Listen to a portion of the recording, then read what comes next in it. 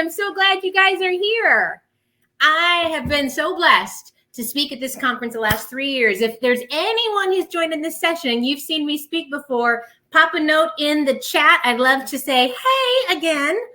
Allison, I think the best part of the morning for me is learning lots of new things. The last session was really interesting and informative and fun. Okay, now you just rose the bar. So now I have to be like really good and interesting. I'm going to try and be really cool. Guys, my name's Gretchen Schott. I'm so excited to be with you. Today, I'm talking about leading well and serving others. And I am so glad that you made the choice to be in this session with me. We're going to talk about discovering your gifts and strengths, how they can serve others and build better community and relationships. And I know that a lot of your day has been about very practical and very tactical things, how to code, what good design is, making a mark in the world, YouTube, testing, creating all those types of things.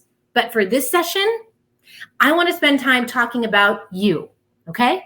Not what you need to learn or develop, but what you already know. And I believe that everyone has unique gifts and that we find our purpose when we use those gifts to serve others. Serving others is the model for great leadership. And it's the barometer for how we know that we're leading well. I'm going to keep watching the chat. I want you to keep active in that. If I miss something, Erica's going to ping me and let me know. But keep that chat warmed up. I'd love to see you guys continue to talk and talking about what's resonating with you. All right. Let's get into this. Leadership. Let me ask you, do you see yourself as a leader? What are the words that you use to describe yourself to others? If I was going to hire you, what would you tell me about yourself? I'd love you to put some of that in the chat. If my belief is true, that everyone has unique gifts and using those gifts demonstrates our leadership, then how you use those gifts matter. Do you believe you're a leader today? Do you believe that you're a good person? And do you believe that you have gifts that other people can learn from and benefit from? Let's explore how you talk about yourself and to yourself. So we'll talk about a mindset. I'm sure you guys have heard about this in school, about a fixed mindset or a growth mindset. As leaders, I'm going to assume we're all leaders. Why else would you choose to spend the entire day on a virtual conference, right? So let's assume that we're all leaders. As leaders, we need to embrace a clear understanding of our mindset to be open to growth and development. There are plenty of things to stimulate your curiosity and feed your mind.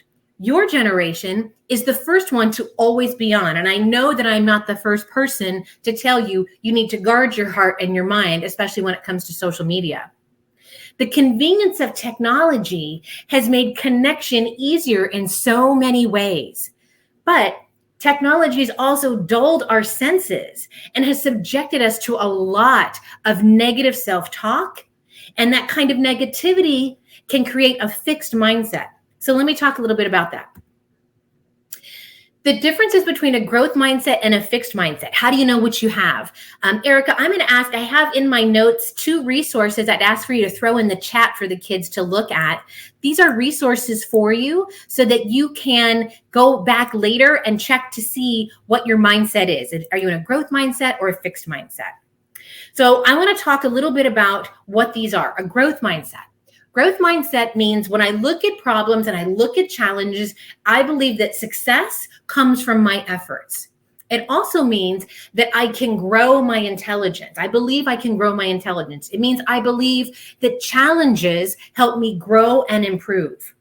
It also means I have a growth mindset if I look at failure as something as a learning opportunity.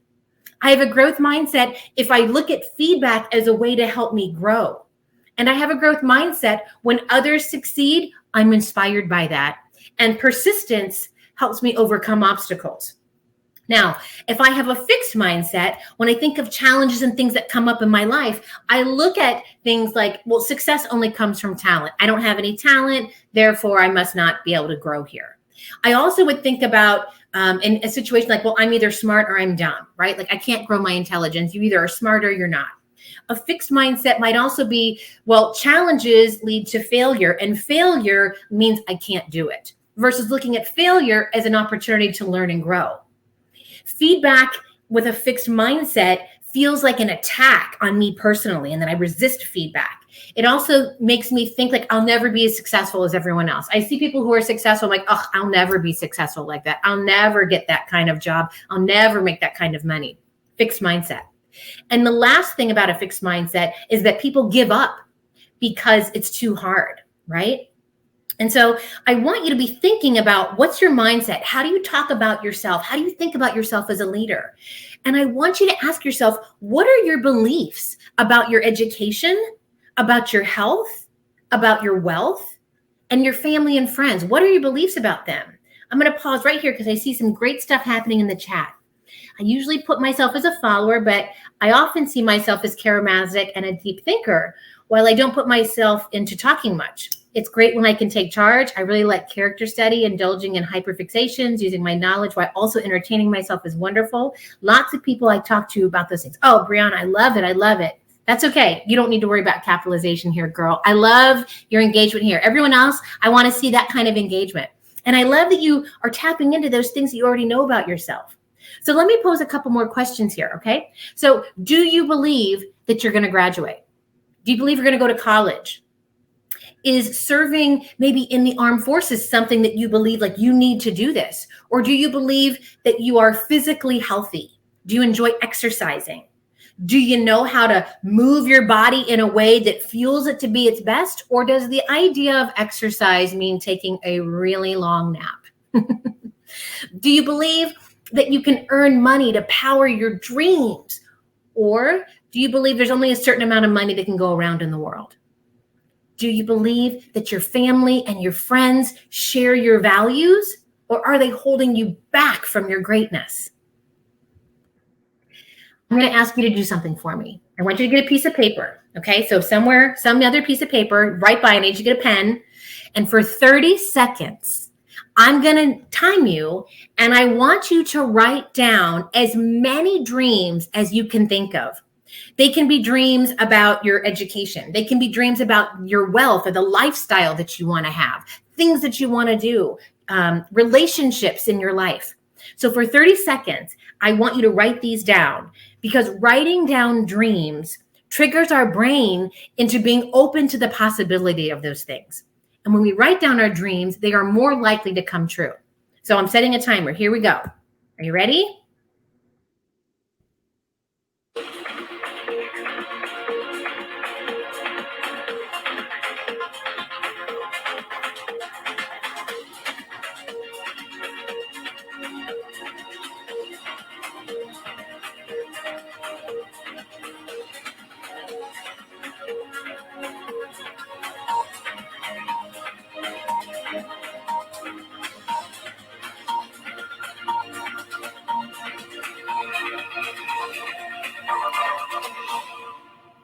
All right. 30 seconds. Went fast, right? I would love to know, type in the chat for me, how many dreams you wrote down in 30 seconds. Just throw out numbers. I'd love to see that. Understanding our dreams is important. I want to explore just a little bit about your gifts and your dreams together. And so when I talk about gifts, I want you to think about all the things that you know that you're good at. Brianna did a wonderful job putting a bunch of things in the chat. I love you're tapped into that. I want you all to be thinking that same way. What are you good at? How do you know that you're good at that? Maybe you listen really, really well. People come to you all the time. You're sharing the tea. They get you advice. Maybe that's one of your gifts. Maybe you're awesome at solving problems and love math. Maybe you're really good at reading directions and you're able to build things quickly. This is not one of my gifts, okay? Legos, they tire me out. And with the directions, I can't even figure it out. Don't even get me started on IKEA furniture. I can't build it. But maybe that's your gift. Like maybe that's something that you can do really well. Maybe you want to be like me and be a public speaker. Maybe you love talking in front of people. Just give me a mic. I'm ready to go. Right now, I want you to write down a list of your gifts that you have. It's going to be the same deal. I'm going to set a timer, and for 30 seconds, I want you to write down as many gifts as you have. I love it. I see, oh, you only got down 3. Let's see, 4. All right, I want to see more. Think of, take a moment, take a breath. What am I uniquely gifted at? What am I really good at? That's what I want you to write down. Here goes the timer. You ready? 30 seconds. Here we go.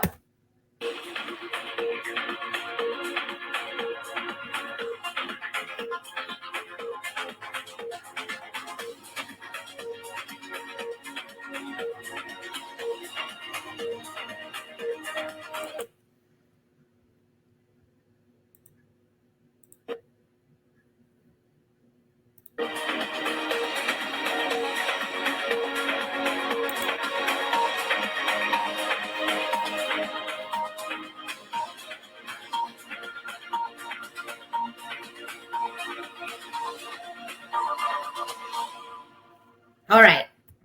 You got a couple extra seconds there because I got all excited and I wanted to write in the chat and I couldn't do that with my video. So how many gifts did you write down? Throw out numbers for me.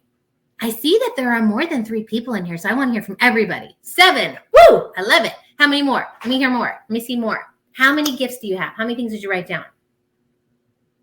3? Were you writing just long sentences? 5? Yes, yes, yes. I love it. All right. So leaving here today, I want you to have some clear direction on what you dream of and how you might accomplish that and making those dreams uniquely yours. So you might be asking, like, how do I know if these things that I'm good at are a gift? And so this is the test that you need to use for your growth mindset and that you should completely embrace for the rest of your life. When something that you're doing brings you joy, makes you happy, you feel good, it gives you good energy, and other people affirm you, other people tell you that you're good at it, then that's a gift. And for the purpose of serving others, we need to understand our gifts and have a growth mindset so that we can always be open to how we can uniquely serve others. That is what makes you a leader, when you are able to serve others more than yourself. All right? So I hope this is making sense. If you have questions, throw them in the chat, put them in the Q&A. I'd love to answer questions about this.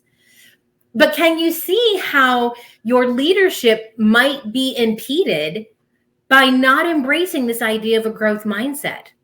Getting right with our intention and our own mindset can help us, especially as we think about communicating more effectively, especially when we're in conflict situations. So let's talk about conflict a little bit. Think about the last conflict that you were in with someone that you really got into it with. Okay. Can you think of a situation? Now I want you to think about, how did you show up? Were you angry and raging, or were you submissive and very quiet, boiling inside? My kids make fun of me. They always say they know when I'm mad because I grit my teeth when I'm very angry. And my husband would say he knows when he's in trouble when I'm going, no, I'm fine. No, it's fine. It's fine. Right? Both are examples of how we show up in conflict. In arguments or conflict situations, we need to ask ourselves, how have I contributed to this misunderstanding in this situation? And we can only do that by looking at how we respond to others. Okay? So imagine if the next time you had an argument with someone or got into a fight with a loved one, instead of wallowing in negative thoughts, we embrace a growth mindset and focus on gratitude instead.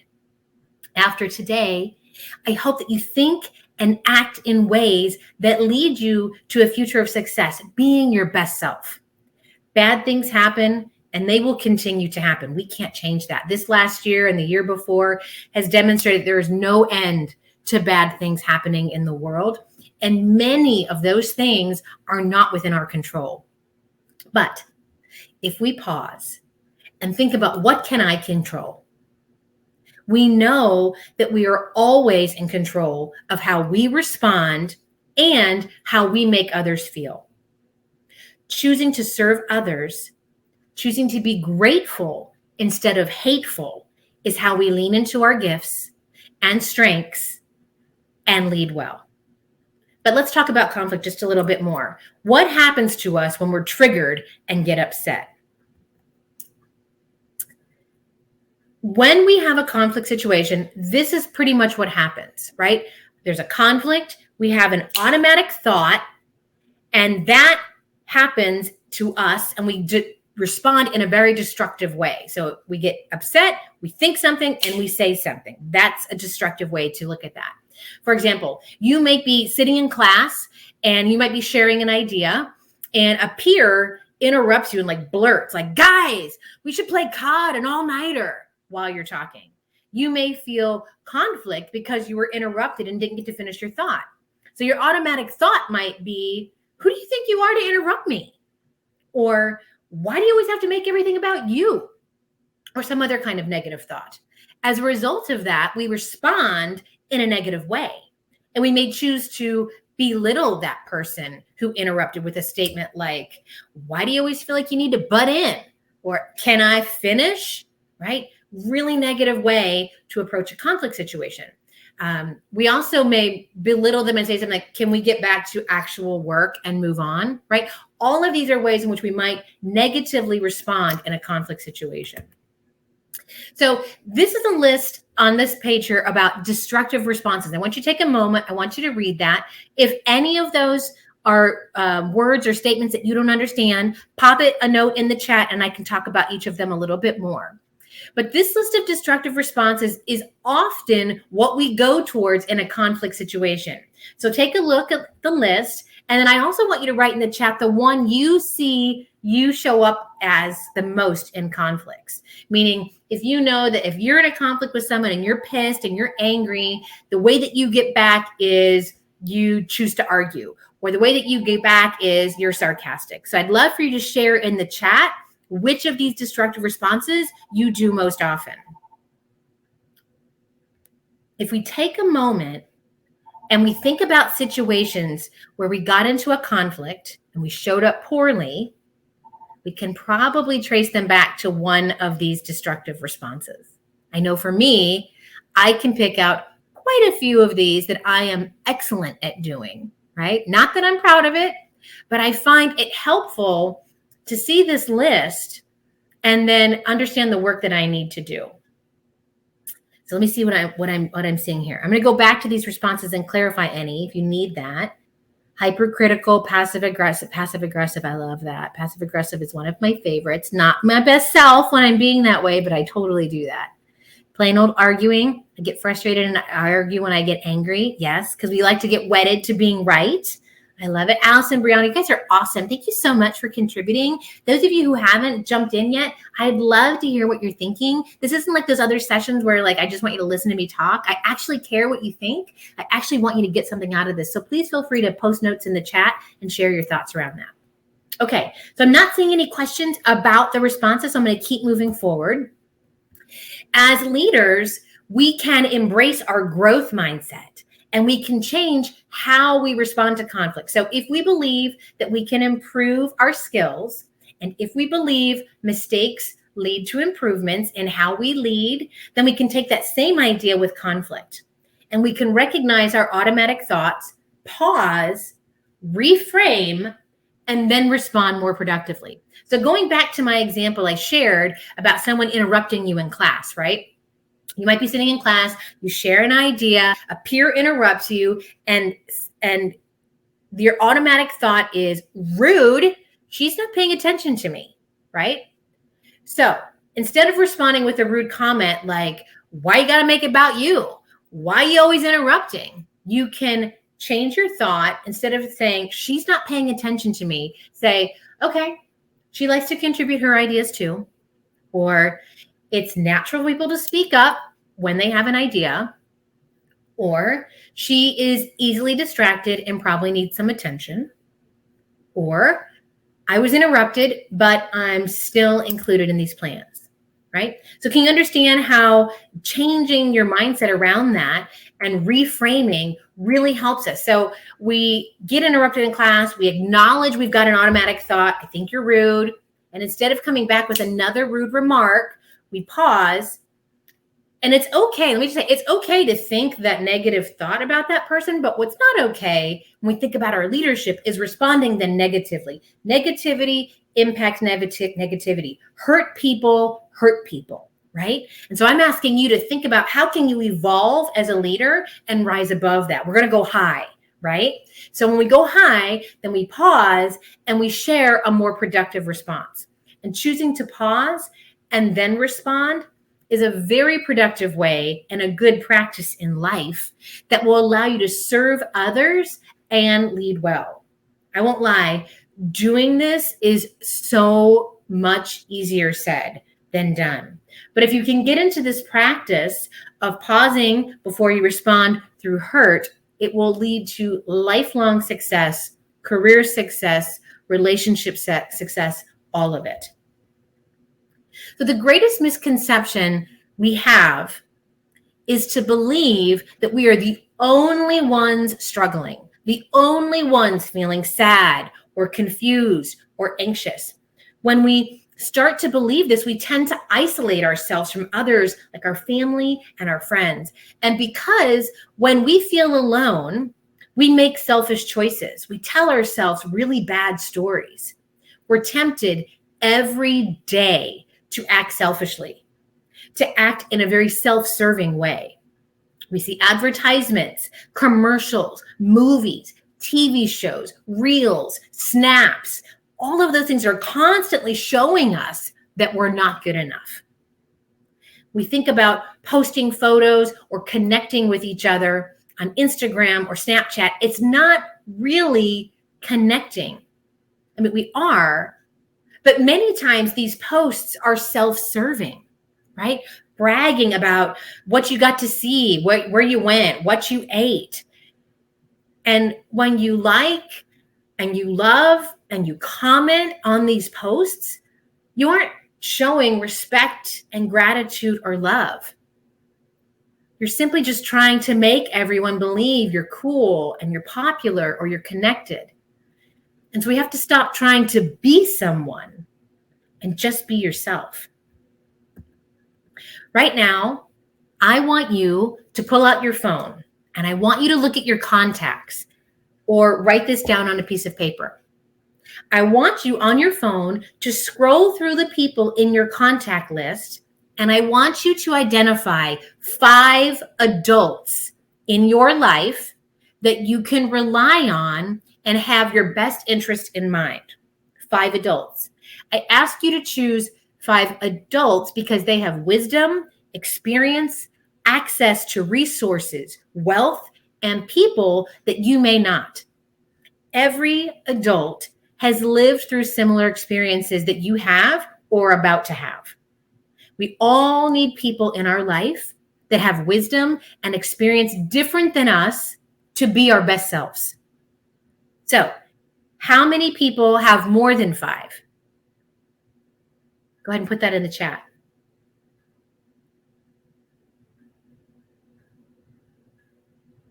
I'm reading your comments here. Ooh, Brianna, negative thoughts, common one I've seen. More commonly known as the void. Yes, totally. The sort of weight culture in society, especially in young girls, is incredibly unhealthy. I completely agree. Have you been able to come up with 5? That's okay. I see you put teachers. That's perfect. That's perfect. So I want to talk about if you don't have 5, that's okay. If you have more than 5, that's awesome. But let's talk a little bit about where you need to get some influence in your life and where to find those people. All right. So thinking back on how I started this session today, looking at that list that you came up with your big dreams, where could you use a little bit of guidance and support right now? Is it in school? Trying to figure out if college is your next step, or identifying a teacher or a counselor or a dean that can help you talk about what your fears are with going to school or your fears on making the wrong decision about school. Maybe one of your big dreams is about your health. Do you need support to make healthy food choices? Do you need encouragement to move your body or to just simply meditate? Seeking out a school nurse or talking to a doctor or even visiting the YMCA or like a local gym and speaking to a personal trainer. You could even look to teachers who serve as coaches for supporting you at school events. Maybe you need support with relationships in your life. Do you struggle to find friends and accept you for who you are? Do you feel like you get pressured to act and do things that you know are against your values and your beliefs? Then seek out a new friend, right? Talk to someone that you see as kind and is friendly to others. And if you're a spiritual person, seek out a youth group minister or a pastor or someone from your church. To wrap up our time together, I want you to do a few things for me. In a moment, I'm going to be jumping into the Q&A and I'm going to dive deeper into any questions that you have. So this is your opportunity to ask any questions that you may have for me about the content that I shared or anything that's on your mind. And I can dive deeper into all of those types of things. But I'd love for you to, and mostly what I'd love for you to do is I would love for you to share what really spoke to you today, what really resonated with you today. What's one thing from this session that you're going to take away? Okay, so please honor me and write that in the chat. But I also want you to send a text to those adults. Some of you said I have 4, some of you said those 4 adults or those 5 adults that you can rely on and that have your best interest in mind. I want you to simply send them a text and just type this. I want you to say, thank you, you matter to me. Thank you, you matter to me. And if you don't have your teacher's cell phone to text them, send them an email that just says, thank you, you matter to me. This one small, simple act is a way that you can lead well and serve others today. I think you'll find each one of these adults will reply back that you made their day. And what better way to use your gifts than by connecting with others and leading with love? And if you're feeling really brave, I want you to share with one of those people something that you're really struggling with.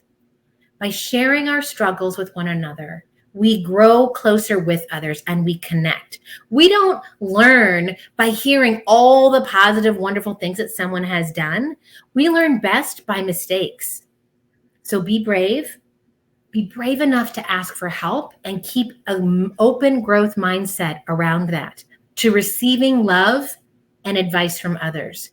When you do that, you are leading well and you are serving others. All right. So I'm going to pop in the chat here and see what I'm hearing and what I'm seeing. I see I don't have many family members in my contacts. It'd be awkward. I can't even remember their names. Well, that would be awkward. That would be big. I've got some teachers I can rely on, my mom and my dad and my counselor. Excellent, excellent, excellent.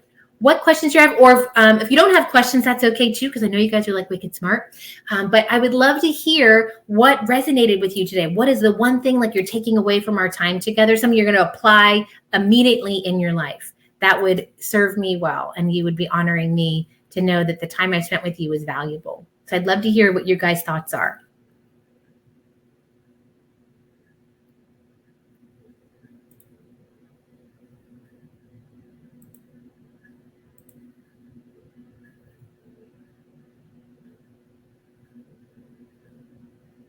All right, I'm not seeing any questions in the chat. So I'm going to hang out here for a few minutes if you're a little bit shy. But I'm going to send you out with a little music. And I hope that your day... Oh, I see something. Some of the ways to change my actions and reframe my thoughts. I really think that having a growth mindset is not only inherent learning, but also in relationships, a good way to live. One of the goals I wrote down was actually to strengthen my connection with others. Oh, Allison, I love that. I love that so much.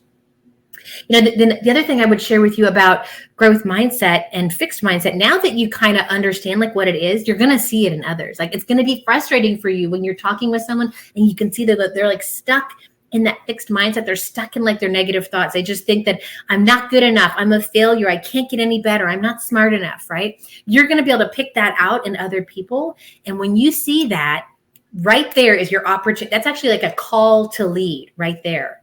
And the way that we serve others in that way then is turning that conversation around and sharing with them things that we see in them, an opportunity to affirm that person and help them think differently about that. Responding to negativity with negativity will only make conflicts worse. Positivity to negativity is something that can be bright, and aid in others can also help avoid misunderstandings and conflict. I love that, Brianna. I love it. Oh, a question. Have you always been passionate about this subject, or did you have a turning point in your life? Oh, I love that question. I think anyone who knows me would say I am a very positive person in general. But what I would share with you about this work now, and starting my own business, what I've learned is that there are times when I felt really low. And because I'm a high achieving, highly successful person, I got really stuck in thinking that idea of like, I'm the only one that feels that way. No one has ever failed in this way. No one has ever struggled in this way. The challenges that I'm having are like huge and no one could ever understand. Or I got really wedded to like not wanting to be embarrassed, and I didn't want anyone to know that I was struggling.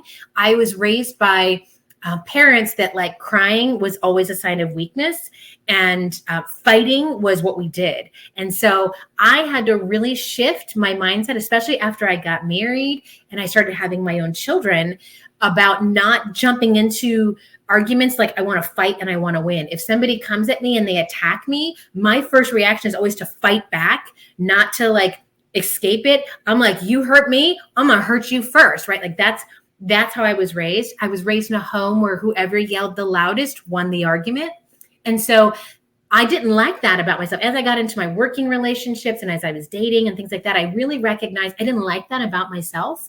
And so that's when I took a hard look and decided, how am I going to change my life to be a positive leader, a force for good, and serving others? And so that's kind of what shifted for me. Hopefully that's interesting to you and maybe something you can relate to. Crying is a sign of weakness, such a negative myth. I know crying does it. And a lot of times, you know, when I would cry, when I was angry, it was actually stress tears, right? It wasn't like I was sad or that I was hurt. I was just so worked up that the tears were like a release for me. And so now I've had to embrace being comfortable when my eyes are sweating. That's what I say. My eyes are sweating because I'm so upset right now. So I'll remember what you said about taking action, letting those important people in your life know that they could be such an easy step for you. Highlighted such an easy thing. Oh, Sadie, thank you so much, so much. General positive person. I've always liked mental health and I love to support my friends.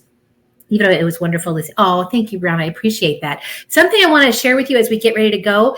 It's always been my experience when I do this talk that people who come are natural givers. They're very supportive. They lead with love very often. And what I want to arm you with, and I want you to think about, is you can only give so much, and then you need to fill your own bucket. So if you are not receiving love, if you are not receiving support, you can only give support for so long, and then you're depleted. And then if you're not filling yourself back up, your giving actually works against you, because then it can seem like codependent, right? And so serving others is super important, but you also need to have good boundaries around protecting yourself. Serving others and being a good listener to a friend doesn't mean that you sacrifice all of your time and all of your relationships for that person. You need to be confident, and you need to also guard yourself that you are using your energy in ways that also allows you to be your best self. So I want you to serve others and I want you to be present, but I also want to make sure that if you're in a relationship with someone and they are never giving that back to you, if they are never listening to you, if they are always taking all of the airspace in the conversation, if they're always turning your stories around to talk about them, then you need to really think about, what are you getting out of this relationship? And how can you serve them, but also lead yourself in that same way? So I know we're at time. Thank you so much for joining me. I hope the rest of your day is great. And I can't wait to see what comes next for you guys. See you later.